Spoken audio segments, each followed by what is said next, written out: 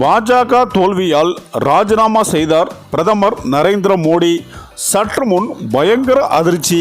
அதாவது மக்களவை தேர்தலில் பதிவான வாக்குகள் எண்ணப்பட்டு முடிவுகளும் அறிவிக்கப்பட்டு வரும் நிலையில் இரவு தேர்தல் ஆணையத்தின் அதிகாரப்பூர்வ இணையதளத்தில் பாஜக 240 இடங்களில் முன்னிலை பெற்றுள்ளது.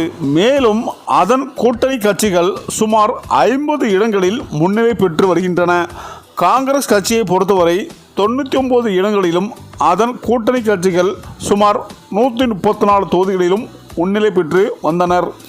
இந்த தேர்தலை பொறுத்தவரை எந்த கட்சிக்கும் பெரும்பான்மை கிடைக்காத நிலையில் பாஜக தனது கூட்டணி கட்சிகளின் ஆதரவோடு மத்தியில் ஆட்சி அமைக்க வாய்ப்புள்ளது. அதே சமயத்தில் பாஜக கூட்டணியில் உள்ள தெலுங்கு தேசம் மற்றும் ஜனதாதள கட்சிகளை தங்களது கூட்டணிக்குள் இணைத்து மத்தியில் ஆட்சி பிடிப்பதற்கு உண்டான பணிகளை காங்கிரஸ் கட்சியும் மும்முரமாக முன்னெடுத்துள்ளது. இந்த நிலையில் நாளை காலை 11 மணி அளவில் பிரதமர் மோடி தலைமையில் மத்திய அமைச்சர் கூட உள்ளதாக தகவல்கள் வெளியாகியுள்ளது. இந்த மத்திய அமைச்சரவை கூட்டத்தில் தேர்தல் வெற்றி தோல்வி நிலவரங்கள் குறித்தும் அடுத்து மீண்டும் ஆட்சி அமைப்பது குறித்தும் ஆட்சி அமைப்பதற்கான கூட்டணி தலைவர்களுடன் பேச்சுவார்த்தை நடத்துவது குறித்தும் ஆலோசனை மேற்கொள்ளப்படும் என்று எதிர்பார்க்கப்படுகிறது. அதாவது தேர்தலுக்கு முன்பாக பாஜக கூட்டணி 400 இடங்களில் நிச்சயம் வெற்றி பெறும் என்று பிரதமர் உள்ளிட்ட பாஜகவின் மூத்த தலைவர்கள் பெருத்த நம்பிக்கையுடன் பிரச்சாரம் மேற்கொண்ட நிலையில் தற்போது ஆட்சி அமைப்பதற்கு உண்டான பெரும்பான்மையே இல்லாமல் பாஜக தவித்து கொண்டிருக்கிறது. மத்தியில் மீண்டும் ஆட்சி அமைக்க வேண்டும் என்றால் தனது கூட்டணி கட்சிகளின் ஆதரவை நம்பிதான் பாஜக காத்து கொண்டிருக்கிறது.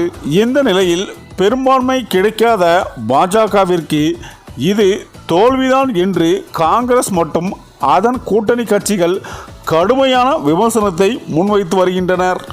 மேலும் பிரதமர் மோடியை மக்கள் ஏற்றுக்கொள்ளவில்லை என்றும் அவர் தோல்வியை ஏற்றுக்கொண்டு தனது பதவியை ராஜினாமா செய்ய வேண்டும் என்று சூழலும் எழுந்துள்ளது.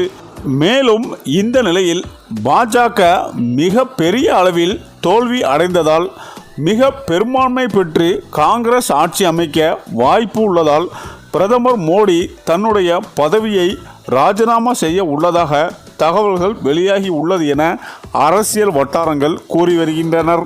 சரி, இந்த வீடியோ பற்றிய உங்கள் கருத்துக்களை கமெண்ட்டில் சொல்லுங்கள். மேலும் வீடியோ பிடித்திருந்தால் லைக் பண்ணுங்கள், ஷேர் பண்ணுங்கள், மறக்காமல் நம்ம சேனலை சப்ஸ்கிரைப் பண்ணிக்கோங்க. நன்றி.